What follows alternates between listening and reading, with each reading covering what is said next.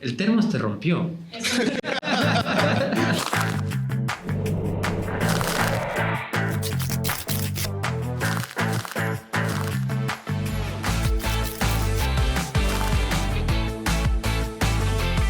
Hola a todos, bienvenidos a nuestra próxima Mate Sessions. Hoy día estamos con Rubén Altman de Antom. Vamos a hablar sobre un tema que a mí me parece muy interesante, que no se profundiza lo suficiente en lo general. Ahora sí hay muchas cosas sobre sustentabilidad, sobre inteligencia artificial, pero creo que tú, Rubén, eres la mejor persona para darnos una perspectiva como inversor, pero también como alguien que ha trabajado en el mundo de la tecnología y que tiene una motivación, yo diría que real, para hablar sobre estos temas. Bueno, vamos a compartir un mate. Soy de Ecuador, el mate no está en mi sangre, pero espero que te guste un poco lo que voy a hacer. Y bueno, un poco introduciendo a Rubén, tú estás trabajando, invirtiendo en startups de sustentabilidad. Estás enfocado en, digamos, en la regeneración de ecosistemas, estás enfocado en startups con impacto ambiental y sostenible. ¿Cuál es tu background? ¿Cómo tú te definirías? ¿Cómo me definiría? Es una gran pregunta. En realidad todavía me gusta definirme como emprendedor. Yeah. Me considero que tengo un background emprendedor y esto es un paso más dentro del camino emprendedor, que es un emprendimiento para apoyar a otros emprendimientos a través del financiamiento y del apoyo estratégico en el crecimiento. Mi background, como te decía, viene del mundo de la tecnología. Yo estudié ciencia de la computación, me dediqué muchos años al desarrollo de software, primero en industria, después viví unos años en Inglaterra, donde conocí el mundo de los startups. Okay. Y ahí me picó el bicho emprendedor y volví a Argentina y pasé a primero tener una software factory, desarrollando servicios para Inglaterra y el Reino Unido. ¿Y en ese entonces había algo sobre sustentabilidad en eso o era puramente software, era lo que dictaba el mercado? Sí. A ver, en ese momento había algunas cosas de sustentabilidad. De hecho, cuando volví de vivir de Inglaterra, abrimos en ese momento con Elvi, mi esposa, dos empresas. Uno que era Kinetica, que era una software factory, también en asociación con Adrián, con mi socio de ese momento, y abrimos también, o la ayudé a abrir, una agencia de turismo sostenible. Fantástico. Porque también antes de volvernos a vivir a Inglaterra nos habíamos ido unos meses de mochileros al sudeste asiático, ahí habíamos visto unos proyectos de turismo sostenible y dijimos, wow, hay formas de hacer negocios rentables haciendo también cosas buenas por la naturaleza y por la sociedad. Entonces abrimos esa agencia y ella manejó y desarrolló la agencia y yo me dediqué exclusivamente al software. La empresa de software estaba dedicada básicamente a trabajar for profit, a hacer un entorno bueno de trabajo y demás, pero básicamente conseguíamos clientes y no tenía mayor propósito que la facturación. Y eso fue una de las razones por las cuales, pasados unos años, más allá de que a la empresa le iba bien, yo me sentía como que me faltaba algo, como que de alguna manera no me terminaba de satisfacer solo trabajar en eso. Yeah. Y empecé a buscar cómo podía trabajar desde la tecnología en alguna cuestión que tuviera algún tipo de impacto positivo. Y en ese momento lo que me llamaba era el impacto social y me movilizaba a transformar el sistema financiero, porque bueno, viniendo de Argentina, habiendo vivido la crisis del 2001, habiendo experimentado un montón de situaciones donde habíamos experimentado un sistema bancario injusto y excluyente, quería trabajar en transformar eso. Y en un momento me topé con Bitcoin y con blockchain y lo vi como una oportunidad. ¿Y ese fue tu anterior startup? ¿Eso es lo que estabas haciendo antes? Eso es lo que estaba haciendo antes de Antom. Una startup que se llama Rootstock, que era la plataforma donde construíamos la tecnología blockchain, que hacía falta para materializar la construcción de un sistema financiero más justo e inclusivo sobre Bitcoin como piedra fundamental. Pero esa filosofía también de ser más justo, de ser más inclusivo, ya se venía también cebando, ¿no? Desde antes. O sea, y creo que hay algunas cosas, desde mi perspectiva, que son las que te llevan también a hacer Antom, que es algo con mucho más propósito y ya, o sea, esa es la línea, parte de la misión, ¿no? Cuando estuviste con estas experiencias de blockchain, ¿cómo viste ese cambio para lo climático? Sí, a ver, por muchos años metí como no sé, emprendedor que estaba muy metido en su emprendimiento, tuve 7x24 metido en el mundo de blockchain y cripto, y tuve poco tiempo de estudiar e investigar otras cosas.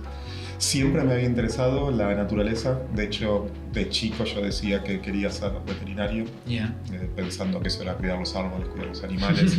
Bueno, estaba muy ligado a eso. Estaba ligado en un momento, creo que habrá sido por cuarto o quinto grado, que tuve un trabajo práctico en biología y tuvimos que abrir un pescado para ver no sé, los intestinos, los órganos, y me dio mucho asco y me dijeron, pero bueno, quería ser veterinario, esto es. Y bueno, ahí arranqué mi carrera como programador y dejé rápidamente mi carrera de veterinario, pero siempre me gustó la naturaleza. De hecho, estas cuestiones de turismo sostenible tenían que ver con eso, y trataba de satisfacer esta pulsión de estar en contacto con la naturaleza en vacaciones.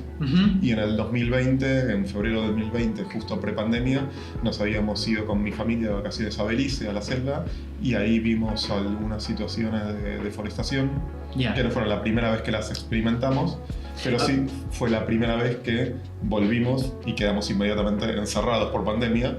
Tuve mucho más tiempo de leer y procesar. Estaba saliendo en ese momento el informe del IPCC 6, el organismo internacional de cambio climático, y ya estaban las alertas rojas científicas diciendo, che, tenemos esta década para cambiar o estamos fritos. También estaba bastante avanzado un marco de trabajo que nosotros adoptamos y nos gusta mucho, que es el que se llama de los límites planetarios, donde habla de todos los subsistemas que son necesarios para la vida en la Tierra tal como la conocemos. Y entonces crisis climática es solo uno de esos subsistemas, y no es necesariamente ni el más importante ni el que está peor.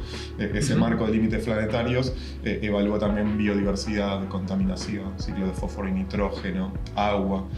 Y de ese marco, donde hay 9 límites, hay 6 que ya sobrepasamos. Nosotros decidimos, y cuando hablo de nosotros me refiero a mí, a Elvi, que es mi socia y además es mi esposa, tratar de hacer algo al respecto y tratar de aportar nuestro grano de arena para ver si de alguna manera podemos ayudar a construir el mundo que queremos construir dentro de 10 años y no caer en ese futuro distópico que marca la ciencia ficción. Y entonces entendimos que a partir de nuestro background la mejor forma de aportar era apoyando emprendimientos que tuvieran impacto climático positivo y que eso fuera de la mano con el negocio a desarrollarse.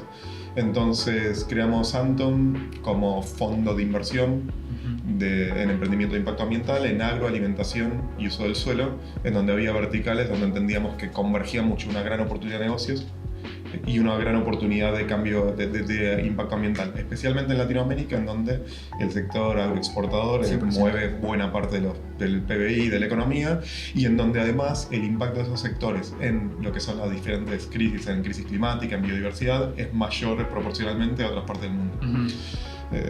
Entonces nos cerraba por todos lados, y lo hicimos con una vocación muy fuerte de acelerar esa misión a transformar hacia una economía regenerativa, y también para ayudar a construir el mundo que queríamos para nuestros hijos a futuro. Y de hecho Antom viene de Andrés y Tomás, que son los nombres de nuestros hijos. Increíble. Que convergían, que era un nombre muy lindo, y estaba el dominio libre. Obviamente todas esas cosas tienen que convergir, ¿no? Siempre. Pero no, es fantástico, porque creo que, a ver, cuando uno empieza a emprender en impacto, cuando uno empieza a emprender en soluciones regenerativas, hay una motivación muy humana atrás. Creo que Antom tiene eso, ¿no? Desde una parte personal tuya, con tu esposa, representando el futuro de tus hijos. Entonces a mí me cierra bastante. ¿Cómo fueron esos primeros pasos? Entonces, ustedes... Perdón, acoto algo que me parece importante decir, es que tenemos una pulsión y una vocación muy fuerte, y además lo vemos como una gran oportunidad de negocios. 100%. Como que vemos las dos cosas van de la mano. Es que tiene que ser, o sea, no puedes abrir un fondo de inversión sin que haya negocios, ¿no? No, tal cual, siempre decimos, si no sería filantropía y sería otro camino que podríamos seguir, pero no es ese. En este caso vemos que hay una gran oportunidad de hacer el bien y además ganar plata con eso. Decidiste hacer un fondo de inversión, no una ONG. Sí, tal cual. Exacto. Bueno, hay algunas preguntas que tengo preparadas, un poco más técnicas, porque también considero que una vez que entras en este tema, hay lo que sucede con la IA, la inteligencia artificial, y el cambio climático, ¿no? han habido un montón, o sea, el despegue de la inteligencia artificial ha sido enorme, pero también hay los dos lados de la moneda, ¿no? Cuánto energía consume la inteligencia artificial, a qué nos está llevando. Y para mí, hay algo que quisiera entender de tu lado y desde tu perspectiva ahora un poco más técnica. ¿Dónde están esos cuellos de botella? ¿Están en el entrenamiento de la inteligencia artificial, en el despliegue de la inteligencia artificial, en el ciclo de vida que tienen estos modelos? ¿O para ti dónde se encuentra este cuello de botella cuando lo enfrentas al cambio climático? Creo que tiene mucho que ver con la intención de para qué, con lo humano, ¿no? Más que con lo técnico, el para qué usamos la IA, que me parece que es la clave de entender si la IA va a terminar teniendo un impacto positivo o negativo, de casi como cualquier otra tecnología. Hablando de, quizás corriéndome un poco de una potencial inteligencia artificial generativa que tenga sus propios intereses y bla, bla, bla, bla.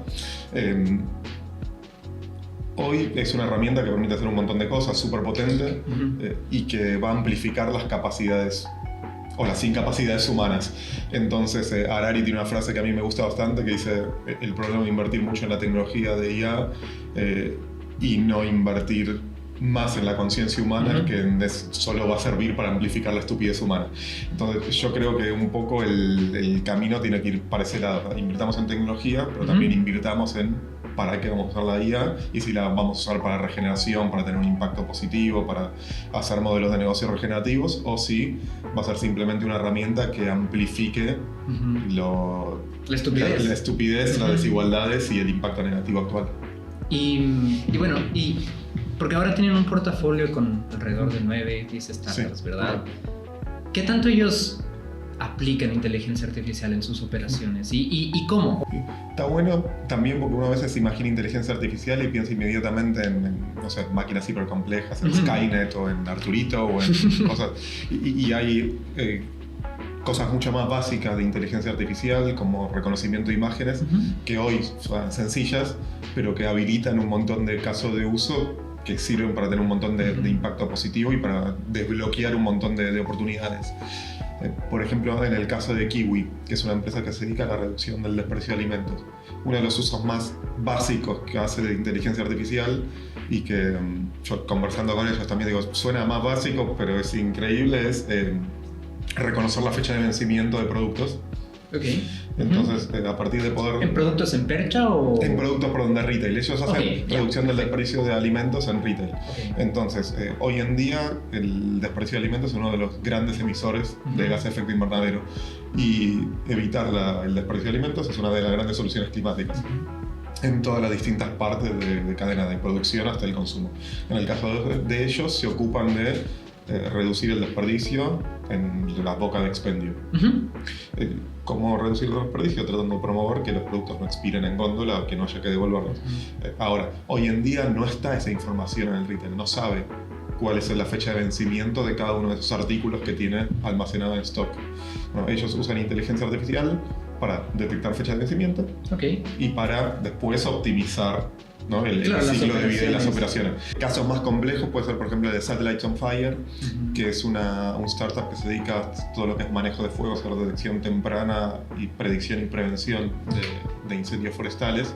Entonces ellos tienen varios usos, desde detectar incendios, ¿no? A partir de imágenes satelitales y imágenes de cámaras, detectar qué columna de humo es un foco de incendios, hasta predecir para dónde va a evolucionar un incendio una vez eso es disparado. Muy interesante. Que eso, claro, esa funcionalidad que es clave para ayudar a los manejadores de fuego a entender cuáles son las mejores estrategias para controlar un incendio. Entonces, a partir de modelos que usan la información satelital, la información meteorológica y lo que detectan estas cámaras, ellos predicen hacia dónde van a evolucionar hacia dónde va a evolucionar el incendio. El fuego, claro. ¿Qué otro ejemplo de eso puedes darme con las startups con las que has trabajado y has invertido?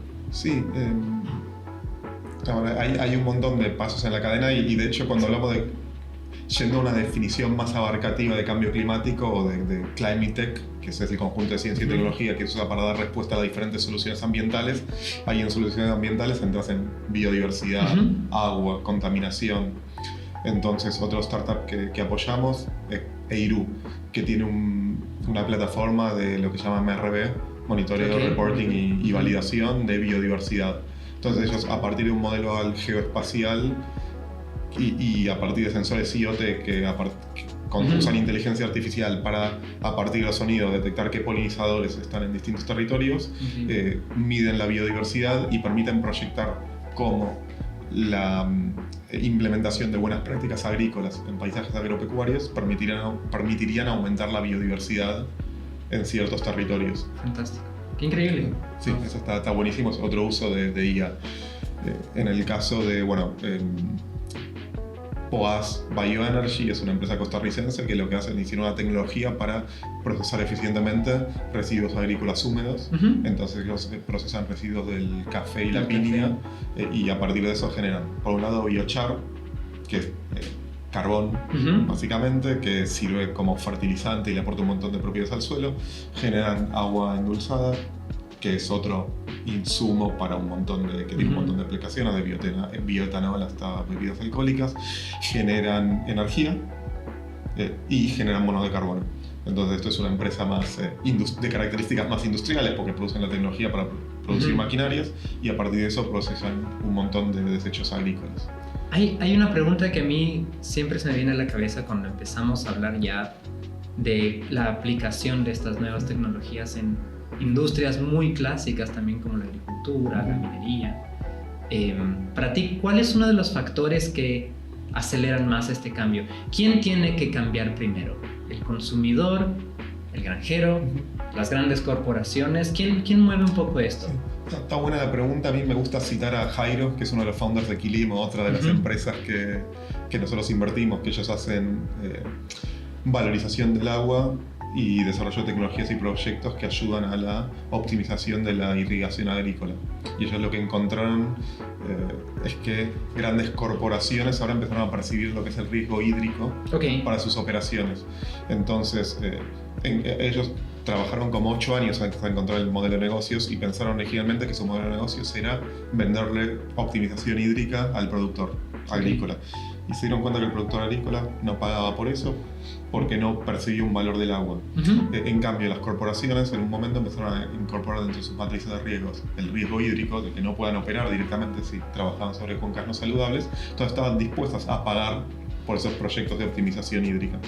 Entonces con eso encontraron un círculo virtuoso en el cual las corporaciones, para garantizar la seguridad de sus operaciones, pagan a los agricultores por la implementación de esas buenas prácticas y se genera un círculo virtuoso en donde terminan los tipos cobrando por hacer las cosas bien. Volviendo a la cita original, Jairo habla de encontrar los catalizadores que pueden disparar estas soluciones ambientales, que pueden ser la percepción de riesgo de corporaciones, que en este caso seguridad hídrica, puede ser seguridad en la cadena de valor, ¿no? O sea, hoy en día muchas empresas necesitan garantizar sus cadenas de suministros y la verdad es que la crisis climática introduce un montón de riesgos en la producción y quizás alguien quiere invertir en buenas prácticas agrícolas simplemente porque un productor que hace las cosas de manera sostenible tiene un terreno más resiliente que el que implementa monocultivos basados en químicos. Igual hay este lado del greenwashing también, ¿no? Porque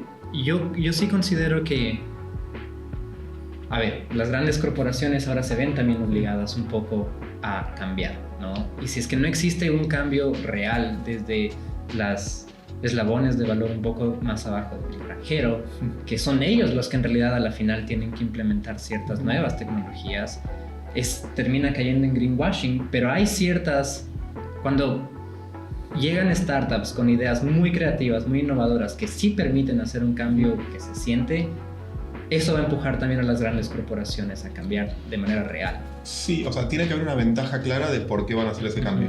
Eso es algo que en el nuevo contexto global, donde quizás hay una ola negacionista o crisis climática pasó de moda, me parece que ayuda a que los startups entiendan que solo por hacer las cosas buenas para el mundo no van a conseguir escalar y vender. Necesitan hacer productos que sean mejores que la competencia, que sea un no-brainer usarlos. Entonces, tienen que evolucionar los modelos de negocio para que a las corporaciones les convenga usarlos. Puede ser por seguridad de su cadena de producción, puede ser porque venden cosas más baratos y mejores, puede ser porque por cuestiones de regulaciones, pero tienen que encontrar esos catalizadores que llevan a que el otro te quiera comprar. Entonces puede ser por salud. Hoy en día, digamos, hay algo que está muy relacionado, que es la salud humana en general va muy de la mano con salud planetaria. Entonces hay prácticas que tienen mucho que ver con el planeta, pero que también tienen mucho que ver con lo humano. O sea, porque quizás una corporación querría no usar agroquímicos o pesticidas en una producción. Bueno, quizás hoy desde lo ambiental no está de moda, pero sí desde lo humano. No de decir, bueno, me hace mejor comer productos que no tengan este tipo de contenido. O soberanía energética es otra cuestión que con la nueva geopolítica quizás sirve como catalizador para acelerar una transición. O en países más del tercer mundo, simplemente quiero tener paneles solares para garantizar mi abastecimiento, porque sé que las redes energéticas se cortan cada 2x3. Entonces me sirve tener baterías y paneles. Entonces hay que encontrar ese tipo de catalizadores que ayudan a este cambio. Sí. El tema de América Latina en el cambio climático es muy interesante. Siento que es una región que es de las mejores regiones para invertir en cambio climático, ya sea por necesidad, como lo dijiste, si tenemos cortes de luz, hay un cierto cambio, hay una matriz energética que es distinta a la europea, a la norteamericana, pero ¿cuáles son las ventajas que tú has podido ver en América Latina sobre cambio climático? Por un lado es un sector donde la agroindustria es clave, o sea, es buena parte del porcentaje de las exportaciones de todos los países de la región, es buena parte del Producto Bruto Interno, y es un sector que es naturalmente innovador, porque en buena medida tiene que competir con el mundo. Y ya ha liderado algunas transformaciones a nivel global. En general me gusta citar el ejemplo de la siembra directa, por ejemplo, como... ¿Qué es la siembra directa? La siembra directa es una forma de cultivar que no usa el arado. O sea, el arado es una práctica agrícola que le hace mucho daño al suelo. Destruye el suelo. Destruye el suelo porque básicamente pasas grandes púas. Claro, todo el bioma del suelo desaparece. De hecho, de la agricultura regenerativa, una de las grandes prácticas es dejar de usar el arado. Bueno, se usan los forks, ¿no? He visto estas prácticas. Se cultiva mucho más sobre la tierra. Se usa maquinaria, pero mucho más a ras del suelo sin destruir toda la estructura del suelo. Exacto. Y Argentina lideró ese cambio a nivel global. Hay un montón de empresas agtech que lideran un montón de cambios, entonces ese es un sector que me parece naturalmente innovador, que tiene experiencia para competir por el mundo, donde tenemos un montón de territorio y en donde va a necesitar transformarse además para adaptarse a las nuevas necesidades de mercado, ya sea por leyes como las nuevas leyes de la Comunidad Europea que no te piden que te piden no deforestación o te piden herramientas de trazabilidad, por las condiciones de adaptación al cambio climático, porque vamos a tener cada vez condiciones climáticas más extremas que nos van a llevar a que necesitemos adaptar los cultivos, o porque van a cambiar la necesidad de mercado, qué sé yo. Imaginemos que China en 10 años ya produce toda la carne de laboratorio y no necesita tanta soja para alimentar aves o chanchos. Bueno, ¿cómo vamos a reconvertir nuestra matriz productiva? Entonces tenemos la oportunidad de liderar ese cambio, estaría bueno tomarla y no correr atrás del tren y ver qué hacemos. Tenemos buena parte de la biodiversidad global. Y la biodiversidad global, yo creo que ahí hay como dos aristas que son muy interesantes de explorar. Uno es la valorización de servicios ecosistémicos. O sea, ¿a qué te refieres con servicios ecosistémicos? Son absorción de carbono, oxigenación y limpieza del aire, aguas limpias, todos esos servicios que tener un Amazonas sano, ¿verdad? Y tener todos los ecosistemas sanos le dan al mundo y que hoy en día no están monetizados, nadie los valora. Pero cada vez hay mecanismos como los créditos de carbono, créditos de biodiversidad que se están empezando a desarrollar y en los próximos años es probable que se empiecen a valorizar y que impliquen que haya instrumentos nuevos para que eso tenga un valor monetario. Y además la biodiversidad nos da millones de años de evolución y desarrollo de soluciones que la naturaleza le encontró a un montón de cosas, ¿no? Creo que era un ejemplo. Microorganismos que se usan para, no sé, hay empresas que encontraron microorganismos extremófilos, que son microorganismos que viven en la Antártida o en la Puna o en otros lugares y que sirvan para dar solución a por ejemplo, la desalinización de suelos o el tratamiento de contaminación proveniente de hidrocarburos. O también un montón de soluciones de salud humana, ¿no? Se están usando un montón de inspiración en soluciones basadas en la naturaleza que dan solución a, no sé, al cáncer o a distintas tratamientos del bioma intestinal, un montón de cosas que en las cuales la naturaleza tiene millones de años de evolución y sabiduría y que está bueno aprovecharlas. Y conocemos están ahí, conocemos todavía muy poco de eso. Entonces, mantener esa biodiversidad no solo es por amor al arte, es para entender, o sea, es para proveer esos servicios como agua, oxígeno que necesitamos para vivir, y además es para aprovechar ese conocimiento que está ahí. Que es de lo más básico, o sea, está ahí. Hay culturas que también lo han visto y que obviamente no lo han explotado porque tienen otras prácticas económicas, pero no sé. Cuando me hablas de esto me hace mucho acuerdo a prácticas ancestrales indígenas también, de cómo cultivar. Yo te hablaba del biochar, por ejemplo, que ahora es una tecnología que está de moda, ¿no? Pues, como solución ambiental, y es una tecnología que usaban los indígenas en el Amazonas hace 500, 600 años, el uso de pirólisis para procesar material orgánico, generar biochar y volver a enriquecer el suelo. Entonces tenemos un montón de cosas para aprender. Nos va a llevar tiempo aprender de esa biodiversidad, necesitamos mantenerla para poder hacer ese aprendizaje. Y tenemos además, volviendo a Latinoamérica, sí, equipos científicos que conocen mucho de eso y que están en condiciones de desarrollar grandes emprendimientos basados en esa ciencia. No comenté, no sé, biomateriales puede ser otra arista interesante que se necesita para el cambio climático y que en esta naturaleza hay un montón de oportunidades. Que de hecho hablamos mucho de transición energética, hay una transición que se va a necesitar también los próximos años, que es la transición material, de las cuales recomiendo un artículo del Gato y la Caja que se llama Un futuro vivo. ¿A qué te refieres con transición material?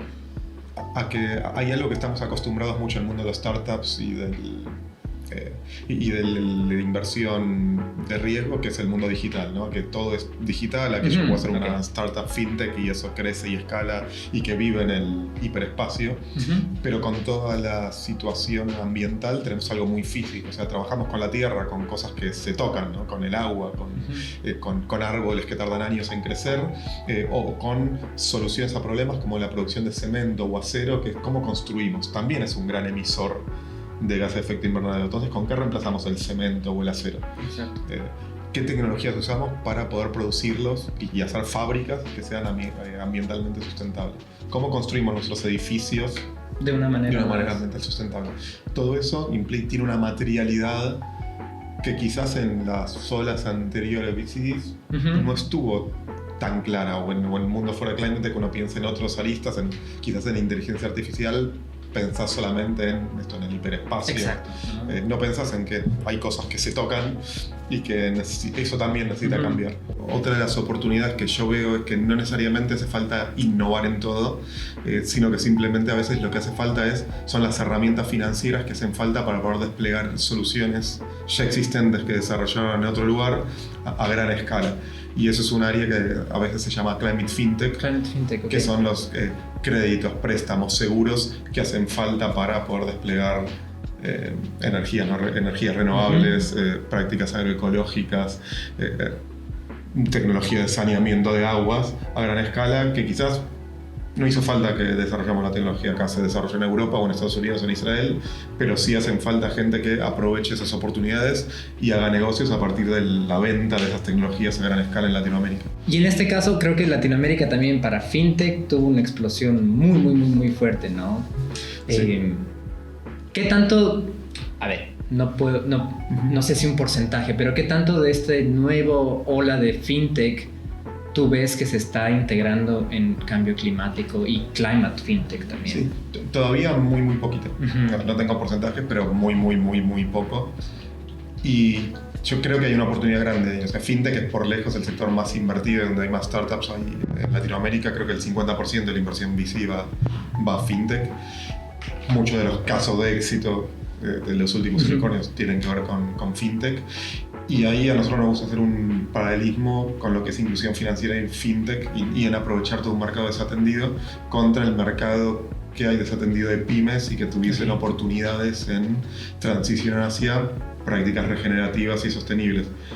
Nuevamente, en paneles solares, en transiciones agroecológicas, en la implementación de saneamiento de aguas, en el tratamiento de residuos en general, en el uso de nuevos materiales. Entonces ahí hay todo un sector desatendido y que parece ser una gran oportunidad.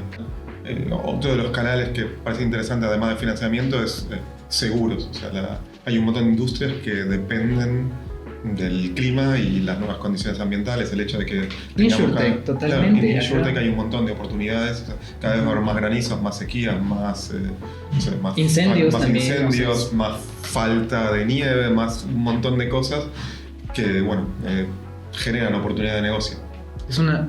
Es cada vez así, hay ciertas cosas que para mí es como, ok, se me abren los ojos de nuevo de lo que estás diciendo. Es impresionante también en cuántos ámbitos y por cuántos canales se puede integrar también soluciones que apunten al cambio climático en industrias muy clásicas, ¿no? Muy normales como InsurTech, FinanceTech, pero que sí apuntan a un cambio sustentable, ¿no? Sí. Hay una pregunta que yo quería hacerte y es un poco sobre ¿qué regulaciones o marcos legales faltan para abordar el costo ambiental de la inteligencia artificial? Es algo que hablamos un poco antes. Para ti, ¿dónde estas regulaciones tienen peso entendiendo la inteligencia artificial para el cambio climático? Sí, yo creo que faltan regulaciones en general, ¿no? Como que hay un montón de externalidades negativas que tienen las empresas de todos los sectores que no tienen ningún costo, entonces eso es malo en general y da resultados y contabilidades engañosas. Porque, claro, yo tengo profit de un montón de áreas, pero todo lo que es el tratamiento de la contaminación que genero, de los gases de efecto invernadero, del agua, los pagamos entre todos, digamos, o a nivel costo de salud, planeta o impuestos. Entonces eso está bueno considerarlo para todas las industrias, también para lo que tiene que ver con la actividad de data centers. Okay. Entonces los data centers consumen agua, consumen energía, tienen necesidad eventualmente del desecho de residuos electrónicos. Entonces estaría bueno que las regulaciones también apunten a los data centers como una industria más, no como particular, pero sí como una industria más que debería hacerse cargo de sus externalidades y de todo el ciclo de vida de lo que usa. Y claro, y se habla de varios frentes, ¿no? Son regulaciones para data centers y también manejo de información, que es algo que me comentabas. Sí, antes. Tal cual, como que en inteligencia artificial, más allá de lo físico, que creo algo común, hay un montón de temas que tienen que ver con la soberanía de nuestros países en general y la soberanía de datos en particular. Nosotros hoy, casi sin darnos cuenta, introducimos un montón de información sobre nosotros. No sé si habrás jugado, imagino que sí, con ChatGPT y le preguntas todos los prompts de, bueno, decime, basado en todo lo que conoces de mí, qué debería trabajar este año, ponele, y te quedas así con la lengua fuera de wow. ¿Cómo puede ser que sepa todo esto? Peligroso. Sí. Y sin darte cuenta, ingresas información y lo usamos cada vez más como buscador, entonces sabe cómo, no sé, a dónde voy a viajar, qué dieta quiero tener, qué práctica de ejercicio, de qué trabajo, qué informe le pido. Le damos un montón de información sin darnos cuenta. En teoría, esa información es privada y no se comparte. Bueno, estaría buenísimo que los sistemas de IA sean más abiertos, que sepamos qué es lo que hacen, no sea una caja y que no sean cajas negras como funcionan hoy en día, en donde yo creo que para los estados, así como creo que los sistemas operativos de los estados tienen que ser abiertos, porque si no estamos entregando soberanía y se pueden introducir un montón de riesgos, como ya vivimos geopolíticamente hace poco, con los sistemas de IA de caja negra va a ser lo mismo. Un estado no debería basar su funcionamiento en sistema de caja negra, sino que debería haber sistema de caja blanca donde todos sepamos cómo opera y operan sobre infraestructura propia y demás. Deberíamos mantener esa soberanía. Es muy particular pensar en esa regulación y obviamente vienen de muchos frentes, ¿no? También qué es lo que le interesa a un gobierno con la inteligencia artificial que están integrando en esos lugares, si es que se están armando data centers en Latinoamérica. Pero bueno, Sí, regulaciones y políticas, ¿no? Políticas, muchas veces son políticas internas, es decir, bueno, no permito que el Estado trabaje en áreas clave con sistema de caja negra. Bueno, eso aplica, como te decía, tanto para un sistema operativo como para un sistema de IA que va a ser core en el funcionamiento operativo del Totalmente. Estado. Algo más también relacionado a la inteligencia artificial y tu relación con las startups en las que inviertes. Cuando tú estás invirtiendo en una startup que integra inteligencia artificial, ¿qué es lo que estás viendo de esa startup, de cómo usa su inteligencia artificial? Bien, con inteligencia artificial nos pasa algo parecido a lo que pasaba con blockchain hace unos años. Casi todo startup se presenta con startup que usa IA para X. Entonces básicamente tratamos de ver si usa la tecnología o produce tecnología, cómo la usa y qué usa, o qué produce y cuál es el diferencial competitivo versus otras tecnologías. Hoy en día estamos como en una transición, si querés, además de, digamos, en startups y en empresas en general, en cómo usan la IA y cómo aumentan la productividad. Entonces, básicamente vemos que sean equipos que están preparados para transitar esta ola y que van a poder usar productivamente todas las nuevas herramientas que se presentan, ¿no? Entonces, no sé, uno no evalúas un equipo de trabajo y casi que hoy si alguien hace sus planillas, si hace las cuentas a mano, tiene un cuadernito donde anota las cuentas, ¿no? Usa papel y lápiz en vez de usar Google Docs o Excel, bueno, no, mira, raro, decir, para acá hay un gap de productividad gigante que estoy perdiendo. Bueno, lo mismo si no sabe usar herramientas de IA para su operación cotidiana. Entonces eso es un aspecto. Y el otro es cómo lo usan en el core de su negocio. Exacto, si es que está integrado en su modelo de negocio, si es que ellos también están desarrollando lenguajes o modelos de inteligencia artificial. Exacto, si lo están diciendo como hype o si realmente lo usan para algo. Que no es que no está bueno que lo digan como hype, eso seguro que no está bueno, pero quizás no hace falta que desarrollen un nuevo modelo de inteligencia artificial. Pueden usar alguna de las herramientas existentes que sea la mejor del momento.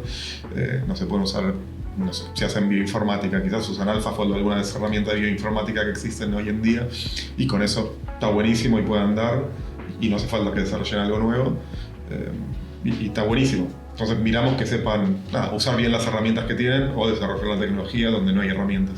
No, y me parece también como un aspecto súper importante también como inversor es esta idea de compliance. Ok, ¿con qué herramientas estás trabajando?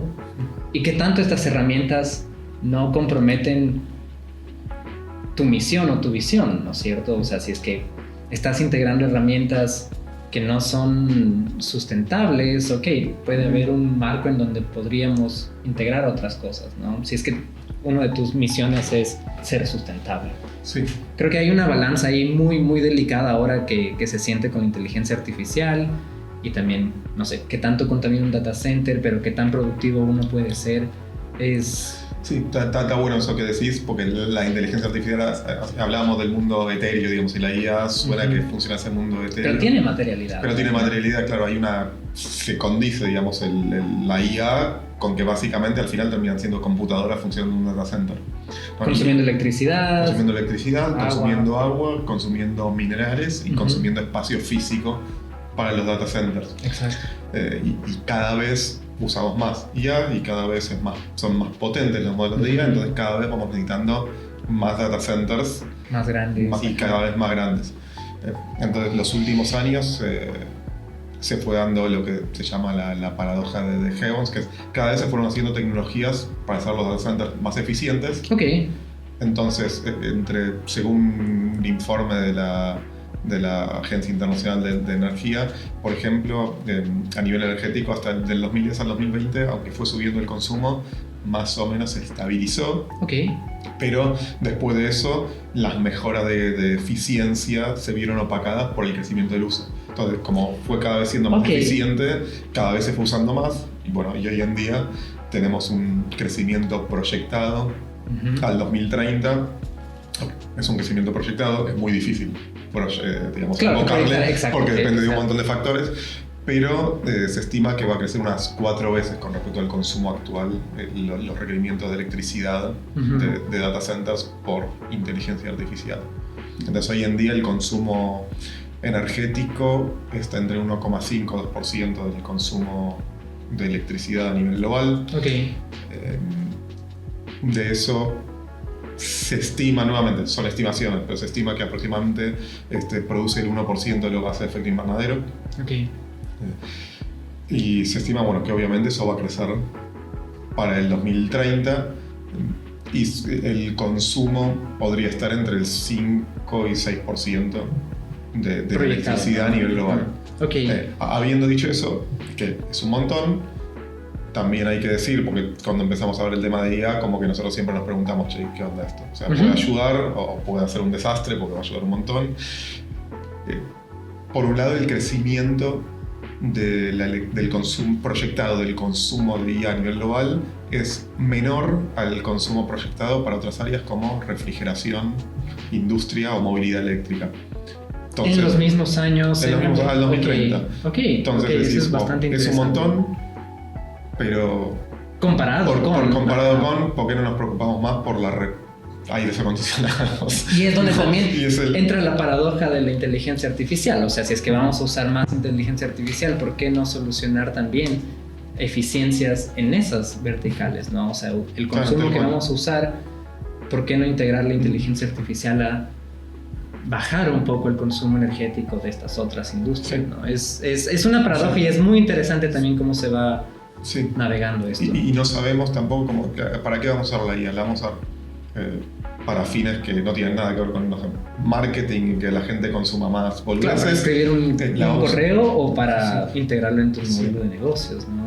Pero, ¿y en qué modelo de negocio? La vamos a usar para hacer una explotación mejor de los yacimientos petrolíferos y de las energías fósiles que quedan, que es uno de los usos que tiene, o la vamos a usar para acelerar la transición energética. Exacto. Entonces, todos esos son cuestionamientos y que tienen que ver con lo que hablábamos al principio de trabajar más sobre el humano. Sobre la responsabilidad y no sobre la estupidez tampoco. Exacto, ¿no? Más allá de la tecnología. ¿Qué le dirías a otro VC? Creo que en nuestra industria nos basamos mucho en una tesis de futuro, ¿no? En cómo va a ser el mundo dentro de 10 años y en cómo van los emprendimientos de hoy en día a trabajar en la construcción y en integrarse con ese mundo. Y yo creo que el mundo de 10 años va a cambiar drásticamente, en parte por las nuevas condiciones climáticas. Y eso va a requerir un montón de adaptaciones, porque no van a ser lo mismo los ciclos de lo que hablamos ya del agua, Exacto. del fósforo, del nitrógeno, porque necesitamos mitigar los efectos del cambio climático. Y eso abre un montón de posibilidades de inversión. Entonces, pensemos a dónde queremos que vaya el mundo y cuáles son las realidades que ya tenemos, y me parece que eso solo abre los ojos a un montón de oportunidades de inversión.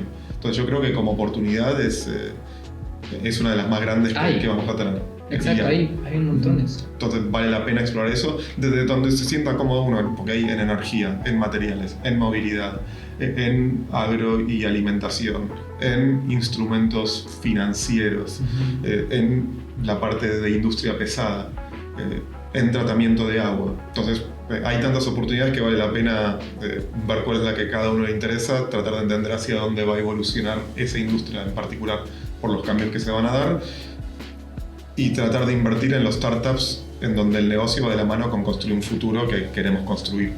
Increíble. Muchísimas gracias, Rubén, que me parece una conversación que tuvo muchos aspectos. A mí me abrió bastante los ojos también hablar contigo y entender dónde están aplicándose modelos de inteligencia artificial, sustentabilidad. Te agradezco un montón. Muchísimas gracias. Al contrario, gracias a ustedes por la invitación, un gusto, y cuando quieran nos seguimos conversando.